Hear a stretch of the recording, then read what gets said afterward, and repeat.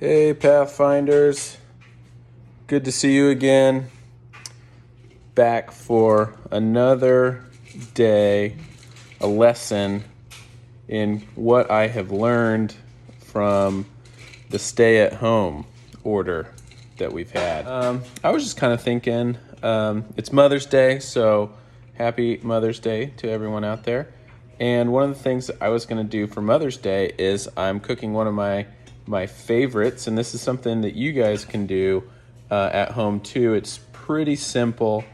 It's not too hard. You may think it's really complex, but it's really not. And I'm making some gelato for my wife and my mom. So it's really simple. It's made with just some stuff that you should probably just already have on hand. Some chocolate chips, some cocoa powder, a couple eggs, sugar, and milk. Yeah, you need milk.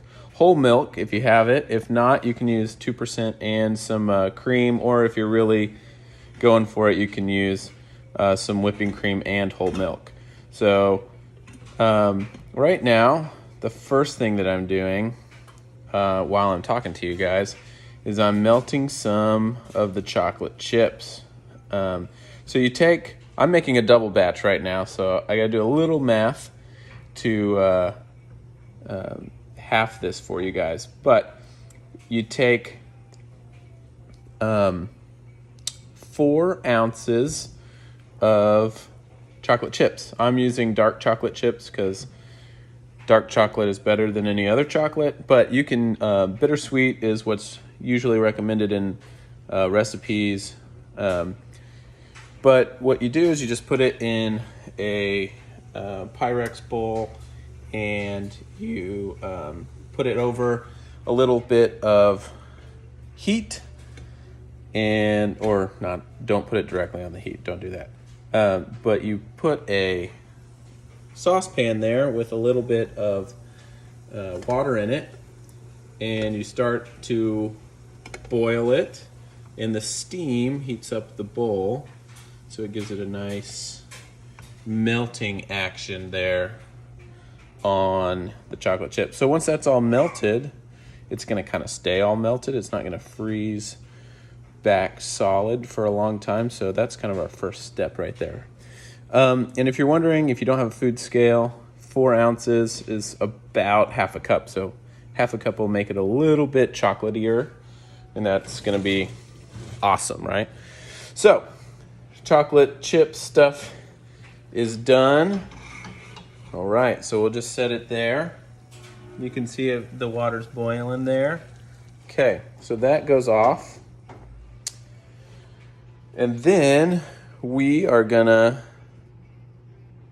prep some of the eggs. Okay, so now we're moving on to the eggs, and what we really need is we need the egg yolks.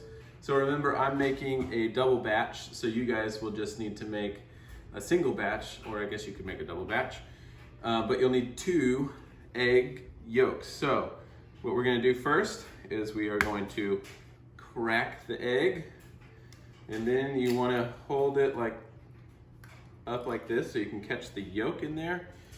Let the egg white strip out, and then you can do this back and forth. So one of the things that baking also teaches us about God is that we have a good, representation of the Trinity here in an egg. And you say, how is that? Well, we've got the Trinity, which is God in 3 persons, right? All different, Father, Son, Holy Spirit, but all the same, all God, right? Of one essence. And it's like this egg. You have one egg here. It's all an egg. But inside, you have the shell, you have the whites, and the yolk. But you wouldn't say the yolk is not an egg or the shell is not an egg. It's the same with God. It's the mystery of the Trinity there.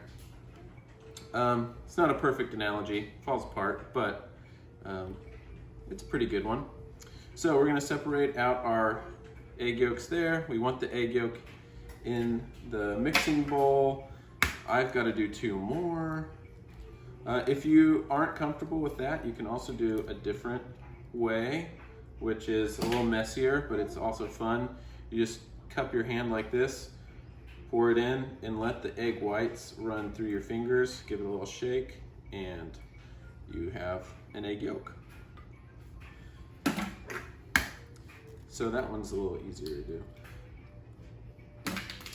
So finish this up here. And then we're gonna add the sugar. Here, I'm gonna rinse my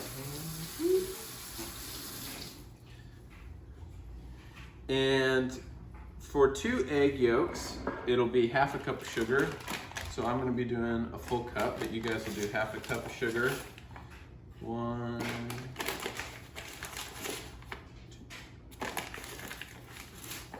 And you can actually add more egg yolks if you want yours like richer and creamier.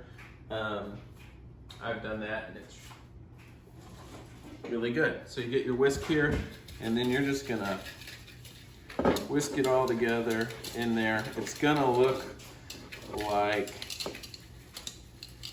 I don't know, it's gonna be kind of a mustardy yellow, but you wanna whisk it really good until it gets to be a pale yellow and everything's kind of mixed together.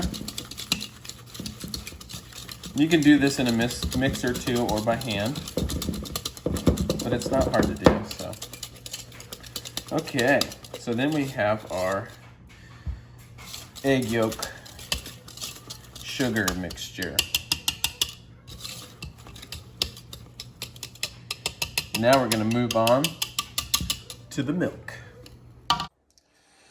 So now that we've got our egg sugar mixture and we have our chocolate, we're ready for the milk. And you can be doing this all simultaneously. It's just hard to do and film and talk and take care of a 2-year-old. So I'm doing mine in pieces. You are a 2-year-old. I do have my special assistant, Campbell. Campbell, wanna wave hi? She's gonna be helping us. So we're on to the milk. Like I said, we're doing a double batch. So what it's gonna be is it's gonna be 2 cups of whole milk. Actually, it's gonna be 3 cups of whole milk. Yes, that's right. It's gonna be 3 cups of whole milk. But if you are doing some cream, it's 2 cups of whole milk with 1 cup of cream, or the same thing with 2% milk. You can do 2 cups to 1 cup of cream. So I've already poured 2 cups in here. So we're gonna pour some more. Campbell, you're gonna help me here? Yeah, I'm gonna help you there. Okay, so hold that measuring cup over. We're using 1/3 of a cup measuring cup because, hold it over the bowl, please. There you go. All the way over the bowl. There you go, like that. Wait, here we go. Because Campbell has commandeered my measuring cups for her water table. Okay, pour it in. That's 1. Here's, spill. 2, 3, 4. Okay, 1 more or 2 more. 5. And here we go. Here's 6. And we'll just dump the rest in. Okay, cool. So the good thing about this recipe is that it's great for when you have milk that's about to go bad, because it's not an exact thing. We have some more milk in the fridge, don't worry. But it's not an exact thing. So you don't have to use exactly 2 eggs. You can do more than 2 eggs. I wouldn't use fewer than 2 eggs, but I use 4 eggs usually for my regular batch, and it makes it nice and creamy and pretty dense. It's yummy. But it's not an exact, so you saw me just dump the rest of it in there. I can use it because that milk's going bad today. So we are now going to froth the milk or to get it nice and steamy, not steamy, but kind of almost boily. We don't want to boil the milk because then it'll kind of be stinky-ish, and it just like explodes. So turn it on. A nice little, oops, wrong burner. Okay, we'll turn it on to kind of a medium heat. I've got mine on 4. And while that's kind of just sitting there, we'll be stirring it here with the whisk in a second. But while it's sitting there, you kind of might be wondering, okay, Jackson, you're teaching us how to make gelato. Real Christian thing to do there. Well, 1, gelato is delicious. 2, baking and cooking and making things is a lot of fun for me. But I also see God a lot when I am in the kitchen and I'm making things. And one of the ways that I see God here in this gelato recipe is that none of the ingredients stay the same. They all combine to make something way better than just a glass of milk or way better than just some eggs. You might be saying, Jackson, chocolate is perfect just the way that it is. You don't need to do anything to it. Well, I think you're wrong because gelato is way better than just a bar of chocolate. But in order to combine all those ingredients, they don't stay the same either. We have to put some sort of stress or stressor on them. So like for the milk, for instance, please don't put that in there. That could hurt you. It's on fire. It's burning. See, we're putting heat to it, and that is doesn't feel comfortable. So if we, for example, maybe God has given us blessings and we can have the milk and the chocolate and the eggs and the sugar represent the things that God has given us in our life. And he's given us really, really good things that are great on their own. But then with a little bit of stressors, some difficult situations, some suffering, you may say, it kind of gets all whisked together by the master. One second. It all gets whisked together by the master, and some new, even better creation comes of it. I love you, and I don't know what you're saying to the Pathfinders. They probably don't either, but I'm going to keep saying it, and I love you too. So Paul has some words for us here in Romans, and he says, but we also glory in our sufferings, because we know that suffering produces perseverance. Perseverance, character, and character, hope. And hope does not put us to shame, because God's love has been poured out into our hearts through the Holy Spirit, which he has given to us. So my point being is that even though we may have some difficult roads ahead, or we may be walking through a difficult season now, it's those difficult moments, those difficult seasons, the pressures, not just the pressures of life like having a busy life or kind of what we would know as the world would tell us of the pressures of life, but walking through life in real difficulty and struggle, and maybe persecution or oppression, or maybe being left out, or maybe a friend goes behind your back and does something and it hurts you, or there's all sorts of different things, but God walks with us through that, and he uses those situations, not that he's causing the suffering necessarily, but he uses those situations to draw us closer to him, to strengthen us, and to turn us into something new, so that we can use that to be better. He's making us new, just like we're using the milk and we're putting some heat to it. That's uncomfortable for the milk. You think the milk is happy that it's being almost boiled? I don't think so. We melted the chocolate. Man, that's a tough situation right there, to just be melted. Have you ever just like found yourself in a situation and you just want to melt away because maybe you're embarrassed or something like that? Yeah, so, and we whisk together the eggs and sugar. Sugar is yummy. Eggs are delicious. I had some this morning. but we beat them together to make something different. And when it's all combined and done, we have this new creation.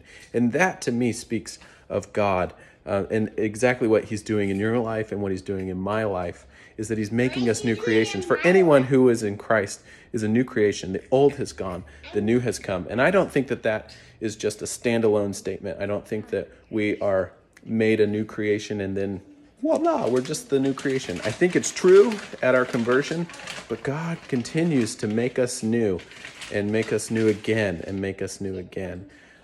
So be paying attention for what God is doing to make you new. Maybe be paying attention in a difficult time that you're having now or in the future to what's God going to do in this moment. All right. So our milk is getting nice and hot. And I need 2 hands for this next step, so I'm going to wait for Jessica. Okay, so I need a couple hands here, so I've set you down. We'll see if this works. Okay, so this next step, we got to go pretty quick, okay? I've got my milk here that is not quite to a boil, but starting to boil. It's nice and frothy when I whisk it up, so we know that we're good. Here in this bowl, I have my egg and sugar mixture. Okay, so what we're going to do is we are going to dump in half of the milk into our eggs and sugar. And this is important. We want to whisk it the entire time because what we're doing is we are trying to make sure that we don't end up with scrambled eggs. We don't want scrambled eggs. So we got to whisk the egg part the entire time that we're doing this, okay? All right. Here we go. Let's see if I can do this with this big pot. All right. So whisking, whisking, whisking, and we start to pour, okay? And you can stop after you get maybe a quarter of it in there. Make sure you whisk it nice and good. And you can add a little bit more. We don't want to add too much heat. We got to keep whisking it. Okay, so there, I've got about half, maybe a little less than half, but that's okay, I think. Okay, and so we whisk this, and we keep whisking it, and then we're gonna pour the eggs back into here, and keep whisking, and then start whisking in the milk part on the stove, okay? And this, again, is to keep us from getting scrambled eggs. Because what happens when you heat eggs? They cook and they scramble. So this way, the eggs got used to a little bit of the heat. And now we are whisking it. So now we're going to heat this pretty good. There's an exact temperature that you can heat it to. And you can look on the internet to find that out. But the top here is pretty white and kind of looks like milk. And you can kind of see if you keep whisking it. Underneath, you can see it kind of look like vanilla pudding or something like that, because that's basically what we're making. And so we want this to start changing a little color and get a little more creamy. You know, this kind of makes me think a little bit about God too, is that he may allow suffering in our life to help us draw closer and to help make us something new. But he knows exactly how to temper the heart. He doesn't make scrambled eggs out of us. He's very gentle and careful, even in difficulty. All right.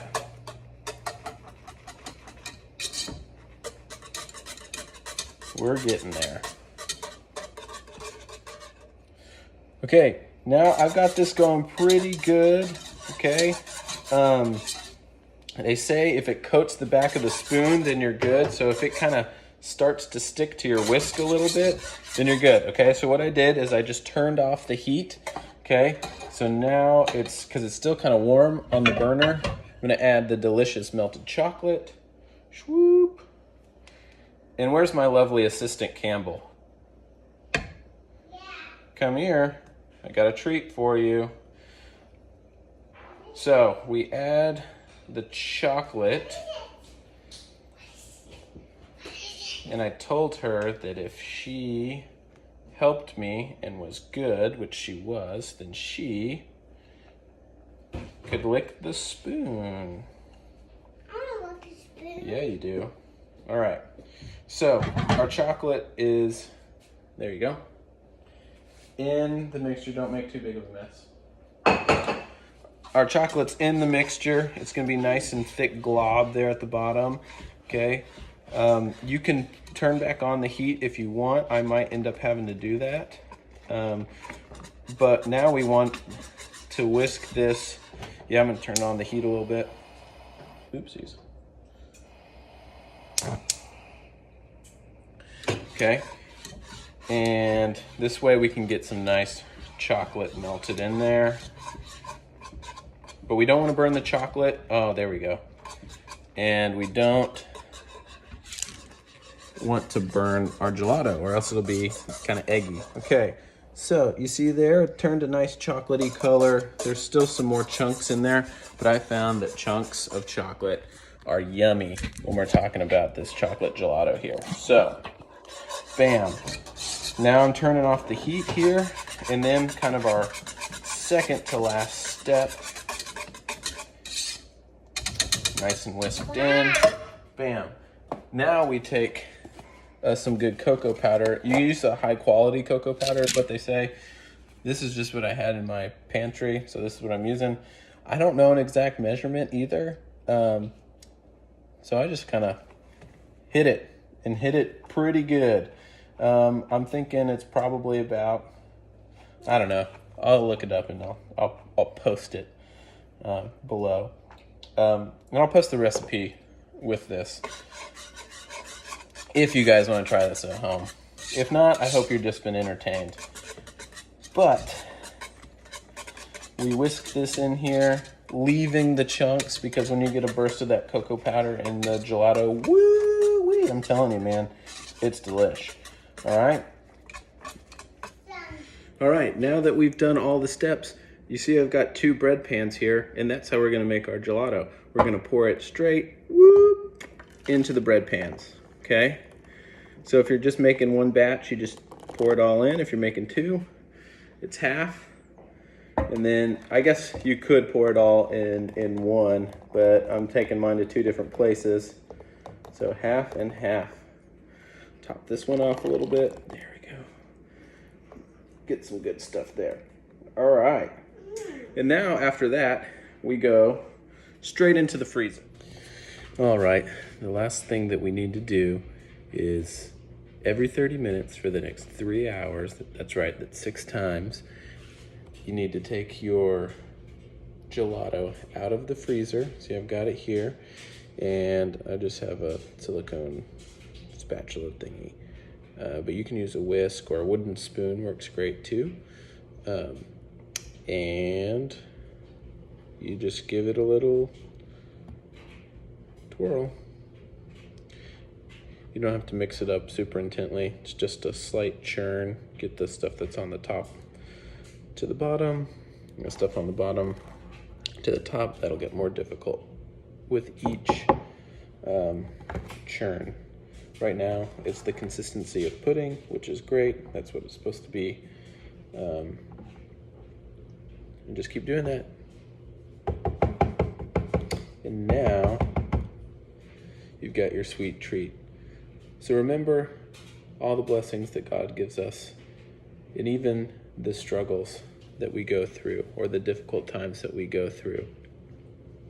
God is using for the greater good, to make us something new, something good. And now for the best part of this whole thing, you get a taste. I hope you enjoyed. We'll be talking a little bit about this in small groups on Wednesday. If you haven't checked out Sunday School, go check that out. Brad did a great lesson. Office hours on Monday. And don't forget to be reading. We're going through Acts. So this week, be reading Acts chapter 6 and 7, maybe 8, I can't remember, but at least 6 and 7. And hopefully we'll see you guys soon.